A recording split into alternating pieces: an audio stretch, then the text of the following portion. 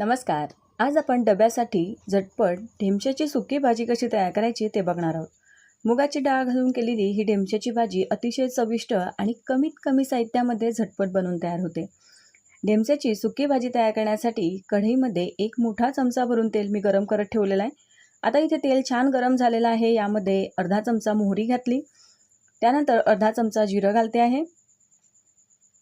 जिरं मोहरी छान फुटल्यानंतर यामध्ये आलं, लसूण आणि मिरचीचा ठेचा घालते आहे.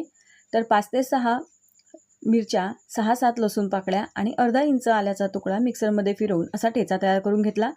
आता हा ठेचा व्यवस्थित तेलावर परतून घ्यायचा, म्हणजे मिरचीतला तिखटपणा कमी होतो आणि भाजी छान चविष्ट लागते. 10 ते 12 कढीपत्त्याची पानं घातलेली आहे आणि साधारण 1 चिमूटभर हिंग घालते. आता व्यवस्थित ही फोडणी परतून घ्यायची आहे. त्यानंतर यामध्ये आपण कांदा घालणार आहोत. तर इथे एक मोठ्या आकाराचा छान बारीक चिरून घेतलेला कांदा घातला. आता व्यवस्थित हा कांदा आपल्याला परतून घ्यायचा आहे. खूप जास्त तांबूस होऊ द्यायचा नाही. कांदा थोडा वेळ परतून घेतल्यानंतर यामध्ये मी आता लाल टोमॅटो घालते आहे. तर एक मोठ्या आकाराचा लाल टोमॅटो अगदी छान बारीक चिरून घेतलेला आहे. आता कांदा टोमॅटो व्यवस्थित परतून घेऊया आणि हे कांदा टोमॅटो लवकर सॉफ्ट व्हावे यासाठी यावर थोडंसं मीठ घालायचं. तर इथे साधारण पाव चमचा मी मीठ घातलेला आहे. मिठाचं पाणी सुटून कांदा टोमॅटो लवकर सॉफ्ट होतात. आता इथे भिजवून घेतलेली ही मुगाची डाळ घालते आहे. तर इथे मी एक मोठा चमचा भरून मुगाची डाळ एक पाण्याने स्वच्छ धुतल्यानंतर 10 ते 15 मिनिटांसाठी पाण्यात भिजत घातलेली होती. डाळ भिजवून घातल्यामुळे ती थोडी लवकर शिजते. मुगाच्या डाळीऐवजी तुम्ही इथे चणा डाळीचा वापर सुद्धा करू शकता. मात्र चणा डाळ शिजण्यासाठी थोडा जास्त वेळ लागतो, म्हणून चणा डाळ वापरायची असेल तर ती व्यवस्थित भिजवून घ्या, नंतर तुम्ही भाजीसाठी वापरा. आता यामध्ये काही सुके मसाले घालायचे आहे. तर इथे मी अर्धा चमचा हळद घातली, 1 ते 1.5 चमचा धणे पावडर घातलेली आहे आणि 1 छोटा चमचा भरून इथे गरम मसाला घालते आहे. जो कुठला साठवणीतला गरम मसाला तुमच्याकडे असेल तो तुम्ही इथे वापरू शकता. त्यानंतर चवीसाठी मीठ घालायचं आहे. आता व्यवस्थित सर्व मसाले परतून घेऊया. गॅसची फ्लेम अगदी कमी ठेवायची, म्हणजे मसाले करपणार नाही.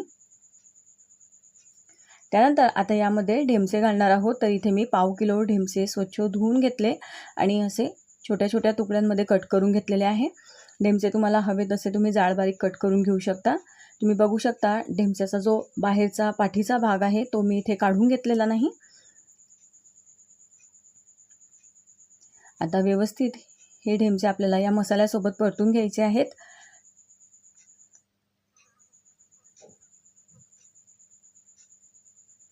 भाजी व्यवस्थित अशी थोडा वेळ खालीवर हलवून घेतल्यानंतर आता यावर आपण झाकण ठेवणार आहोत.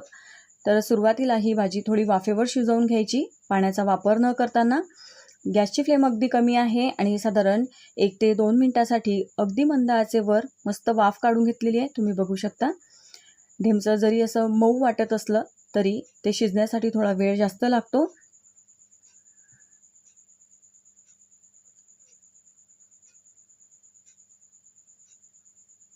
वाफेवर थोडा वेळ शिजवून घेतल्यानंतर आता यामध्ये पाणी घालायचं आहे. तर साधारण अर्धा कप मी इथे पाणी घालते आहे. भाजीच्या अंदाजाने तुम्ही ते पाणी घालू शकता.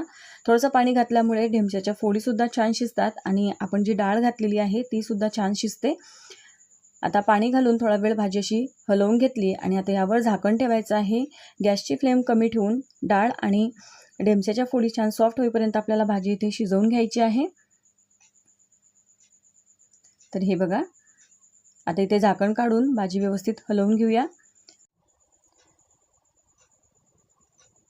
आता इथे ढेमशाच्या फोडी चेक करते आहे. हे बघा, अगदी छान सॉफ्ट झालेले आहे आणि डाळसुद्धा छान शिजलेली आहे.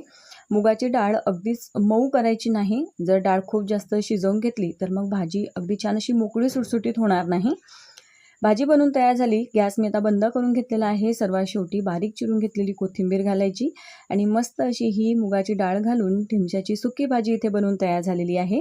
ही भाजी तुम्ही डब्यासाठी बनवू शकता, पोळी पराठ्यासोबत सर्व करू शकता, वरण भातासोबत तोंडी लावण्यासाठी बनवू शकता.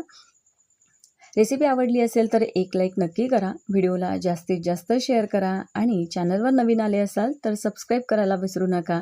बाजूचं बेल आयकॉन प्रेस करा, ऑलवर क्लिक करा, म्हणजे येणाऱ्या सर्व व्हिडिओच्या नोटिफिकेशन तुम्हाला मिळत राहतील. पुन्हा भेटू. धन्यवाद.